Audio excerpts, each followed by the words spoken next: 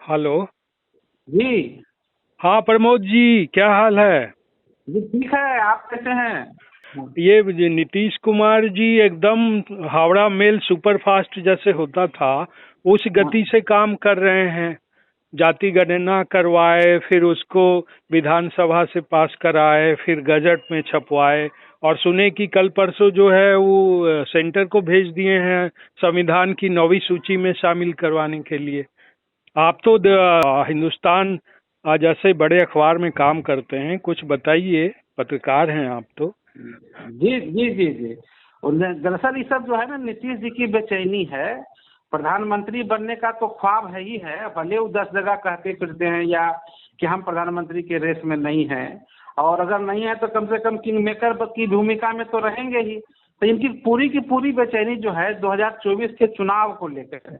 जब जब चुनाव आता है, नीतीश जी जो है सुपर फास्ट मोड में हो जाते हैं। कल का मेल और जितना मेल जो शताब्दी जनशताब्दी वाली स्पीड पकड़ लेते हैं। आपने सही कहा कि देखिए, पहले साल भर से पहले ये रफ्तार पकड़े हैं जाति हम्म। जनगणना को लेकर के। फिर फटाफट अब आप बहुत सवाल भी उठ रहे हैं कि जाति जनगणना जो है सही तरीके से नहीं हुई है। खैर वो एक अलग मुद्दा है, लेकिन उन्होंने जाति जनगणना को संपन्न कराया और बहुत जल्दी पब्लिकेशन कराया। पब्लिकेशन कराने के बाद तुरंत उनको रिजर्वेशन लागू करा दिया।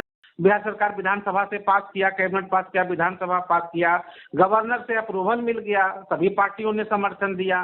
कुल मिलाकर के वो बिहार में एक बड़ा, पूरी जो पिछड़ी जाति का जो वोट बैंक है, उस पिछड़ी जाति के मसीहा के रूप में ये उभरना चाहते हैं। अब सबसे बड़ी बात है कि ये जो समय है ना, टाइम फैक्टर है इसमें, कि आखिर ये इतनी फटाफट क्यों कर रहे हैं, उसमें टाइम फैक्टर क्या है।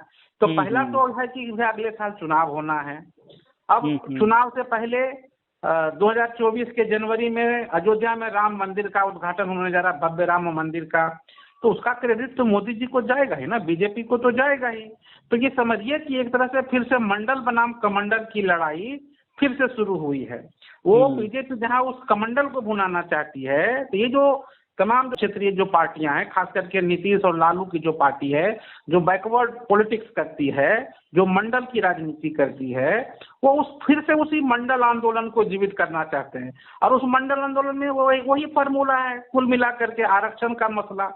तो क्योंकि कई बार हाई कोर्ट और सुप्रीम कोर्ट ने कई राज्यों के द्वारा प्रस्तावित या बढ़ाए गए आरक्षण को यह इस आधार पर खारिज कर दिया कि भाई आप किस आधार पर काहे आप इतना आरक्षण दे रहे हैं, आंकड़ा क्या है। तो नीतीश जी चालाक आदमी है, इंजीनियर है ना, तो पहले से इंजीनियरिंग कर ली है, सोशल इंजीनियरिंग। और लालू जी साथ में है, बड़का दिमाग वाला आदमी वो है।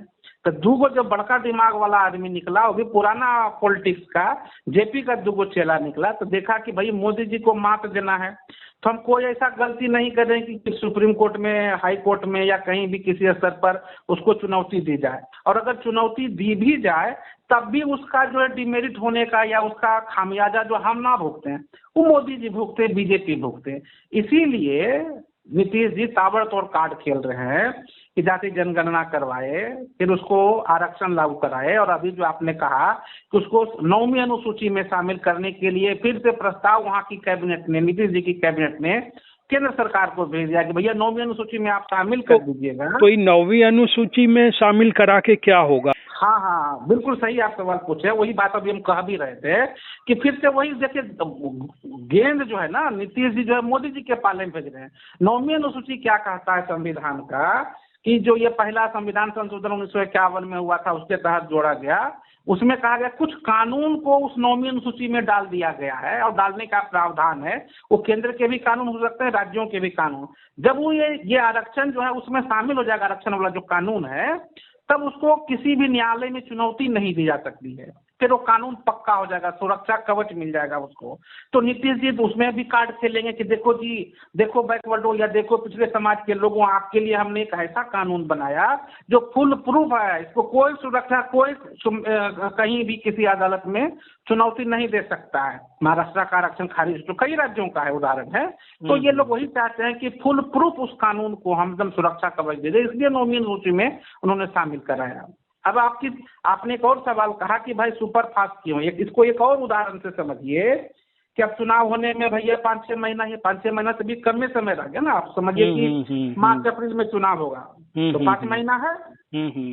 अब 5 महीना पहले जो कि नीतीश जी जो है फिर से जैसे जैसे जब भी 2014 में चुनाव हुआ, तब भी जब जब चुनाव आता है नीतीश जी को नया राग छेड़ते हैं, बिहार को विशेष राज्य का दर्जा देने का राग छेड़ते हैं। अभी फिर से देखिए वो शुरू कर दिए हैं, और इसमें साथ में लालू जी हैं जो हर बार कहते थे कि नीतीश का ये फर्जी बाड़ा है और ये कुछ नहीं करना चाहता, झूठ मूठ के चुनाव में चुनावी सिगुफा बोलते थे। लेकिन अब दोनों नेता मिल गए हैं, दोनों कह रहे हैं बिहार को विशेष राज्य का दर्जा मिलना चाहिए, और नहीं दिया तो हम केंद्र के खिलाफ, मोदी जी के खिलाफ, बीजेपी के खिलाफ पूरे बिहार में आंदोलन चलाएंगे। एक एक जगह पर अभियान चलेगा, विशेष राज्य का दर्जा दो, विशेष राज्य का दर्जा दो। अगर बिहार का उत्थान करना चाहते हो, अगर नहीं दोगे तो बिहार का उत्थान नहीं करना चाहते हो। लेकिन एक चीज है ना, वो तो जमाना गया जब विशेष राज्य का दर्जा मांगा जाता था और दिया भी जाता था। भाई अब तो है कि खुद कमाओ खुद खाओ वाला हिसाब है। तो नीतीश जी और लालू जी को नहीं मालूम है? उनको भी तो मालूम है ना है कि झुनझुना बजाने से कुछ मिलेगा, ना तो सरकार देगी ना कुछ होने जा रहा है इसमें। उनको भी मालूम है कि विशेष राज्य का दर्जा मिल नहीं सकता है। उन्हीं का अपना आदमी NK सिंह थे वित्त आयोग में, उनको नहीं बताए हैं क्या वो, या उनको नहीं मालूम है? केंद्र में मंत्री रहे इतने दिनों तक, उनको नहीं पता, सब कुछ पता है। लेकिन सवाल घूम फिरा कर वहीं आता है कि ये जो है ना सिर्फ झुनझुना बजाना है, चुनावी झुनझुना है।